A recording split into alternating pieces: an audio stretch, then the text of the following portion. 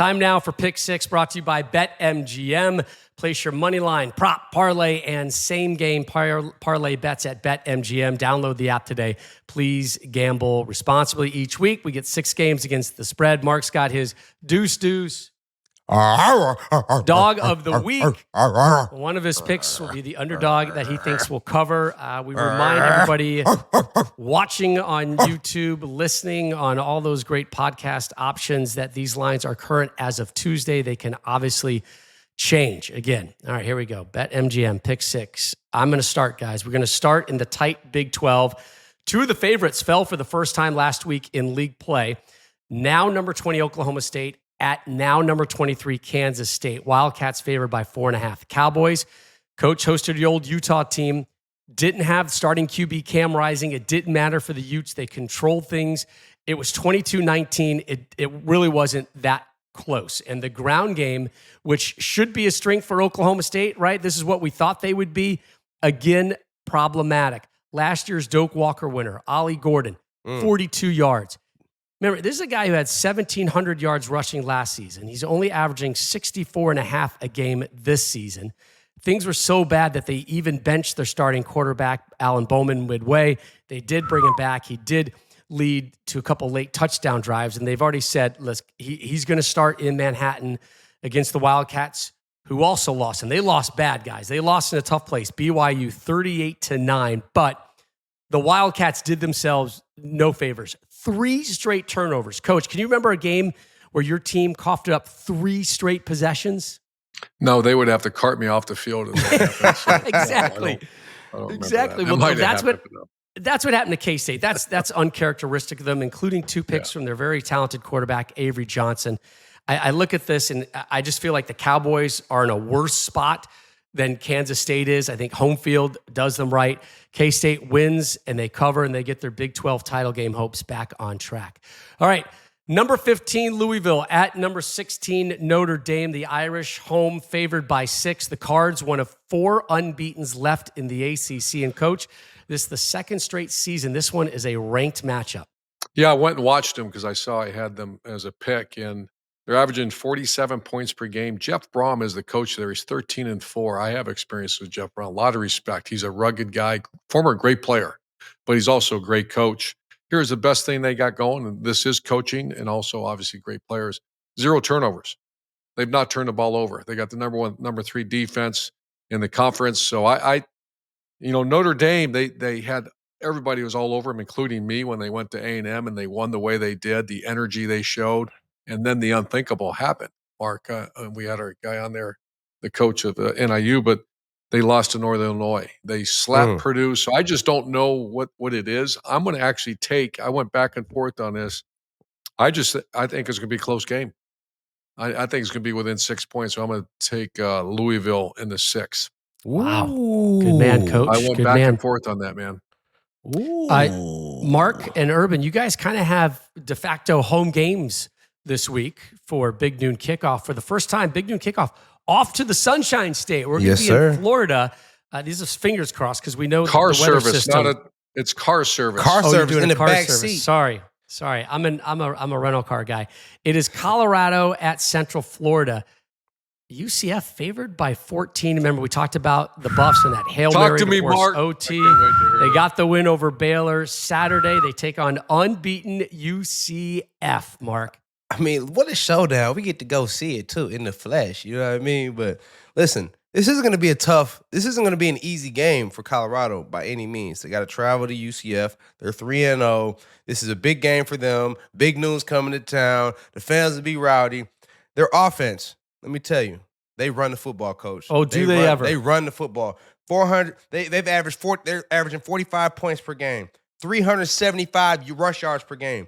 KJ Jefferson, the transfer quarterback from Arkansas, 563 yards passing, throwing for 63%, 5 touchdowns. RJ Harvey, who leads their rushing attack, 448 yards, 8 scores, 2 other backs over 140 yards. So this Colorado defense will have to show up. They're going to have to show up. They're going to have to play big. But they've been playing their best defense all year. It's a much-improved unit. Shedeur Sanders, Travis Hunter, All these weapons on offense. This offensive line is going to have to find a way to protect Shedeur. He can't keep just getting hit and smacked all the time. But he's tough. He's going to keep getting up. He's going to keep throwing the ball. 14 points is way too much for me. This game means way too much to both programs. It's going to go down and be close game. I got Colorado covering the spread. I got Colorado winning outright. Do you? Let's go. I got Colorado winning outright. One thing to watch, and we live in Florida, Mark, is watch that weather. I've also coached in Colorado, and it's the heat, but it's also the humidity, because altitude, you have no humidity. So I'm anxious to watch it. It's going to be a rugged game. And Coach, you talk about humidity. There's that a huge system, a potential hurricane that's working its way through the Gulf of Mexico right now. And not to get like, I'm a sportscaster, but I play a weatherman on the triple option. You get those bands of rain and the humidity that gets pushed out from the Gulf inland into central Florida. It could be steamy. It could be wet. That field could be wet from the rains that they get through the course of Thursday, Friday, Saturday, right? That's a game changer. That's heavy in UCF favor. 100%. Only one team in America rushes the ball more per game than UCF's 55 carries a game. I'll give you one guess, Coach. Ann Arbor? No, Army. Well, they might. Oh. They might now. Michigan's numbers might start skewing a little bit higher. Right, you should have told me the weather report before I did my pick. Well, you're supposed to do. See, Mark, we take all of this stuff in. We digest this in. This is what BetMGM that's why you're my does. co-host, and you're supposed to assist me. I think it's going to be out of there, Mark. It's going to be out of there. Yeah, I think so too. I hope so. I'm looking at the hurricane right now. So, but 14 points is way too much for me. I agree. Wet or dry, 14 seems big. Night game. Welcome to the road for number 3 Ohio State. They're at Michigan State. Last week, we saw Columbus concede their first touchdown of the season, did the Buckeyes, but then they just had all of those big plays for touchdowns and the easy win over Marshall. Buckeyes outscoring the opposition guys, won by 137 points through the first 3 games. They're in East Lansing. Sparty is headed in the right direction. I think we all agree with that, but maybe they're not at Buckeye level yet. Not many programs are. But what I do like about Michigan State is they are battle tested. Your dad's team, Mark, right, has already had 2 Power 4 opponents on the road, and they've split those games. So they're doing something right? But it's been 25 years since Ohio State last lost in East Lansing. And they've won those games by an average of 20.6 points, all right? But the spread is 24.5. So 24.5, and you're winning by 20.6. That tells me you're not going to do it. Plus, the Buckeyes, 1-2 against the spread this season. So the Buckeyes win, but they do not cover again. How about that one? All right. Hey, we saw them struggle with Marshall a little bit in the first half, so... You're using the term struggle loosely, but you're right. They haven't. They've done their damage in the second half, right? If Marshall didn't get they got stopped on 4th and 1, and they had the muff punt called back. Yep. That's 14 to 10 to 14 points right there. Fair. That's buts and whats and ifs and could have beens. The top 20 showdown in the Big Ten. Give it up for the fighting Brett Bielemas down there in Champaign, Illinois. Illinois checking in now at number 19 in this week's poll. Had that huge win over Nebraska Friday night, up 5 spots to number 19. And they take on number 9 Penn State. The Nittany Lions coach favored by 17.5. This is the first meeting as ranked sides since 2008. How do you see this one? How about the scheduler? They stick Illinois out in Lincoln, Nebraska, and then they come back and play the whiteout. So it's a whiteout, and I've been in a bunch of whiteouts, and I've always said that's about a 5 to 7 point differential because it is. I think it's the best atmosphere in college football. It's going to be nuts. Illinois, Coach Bielema, I think he's one of the best out there. I really do. And in his own little world, he didn't do well at Arkansas, but he did great at Wisconsin. I think he's going to do great. He's proven he's going to do great. What's the definition of great at Illinois?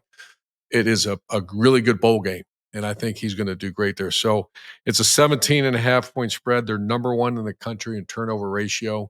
Keep that in mind. If they take care of the football, they'll cover the spread. I don't think they'll beat Penn State. Drew Aller is still growing as a quarterback. Obviously had a really tough year last year against the big boys. So I'm gonna pick Illinois to cover the spread in the whiteout, but I do think Penn State will win. All right. We talked with head coach Kalen DeBoer earlier about Georgia Bama. Now it's time for Mark to chime in. Alabama, number 4 in the nation. They have been favored in 90 consecutive home games, all the way back to 2007. But Mark, they are a home dog Saturday. Georgia favored by a point and a half. Who's letting the dogs out over there? That's my dog, the Deuce dog of the week. It's the Fighting Tides. It's the Fighting Tides. Let's go, baby.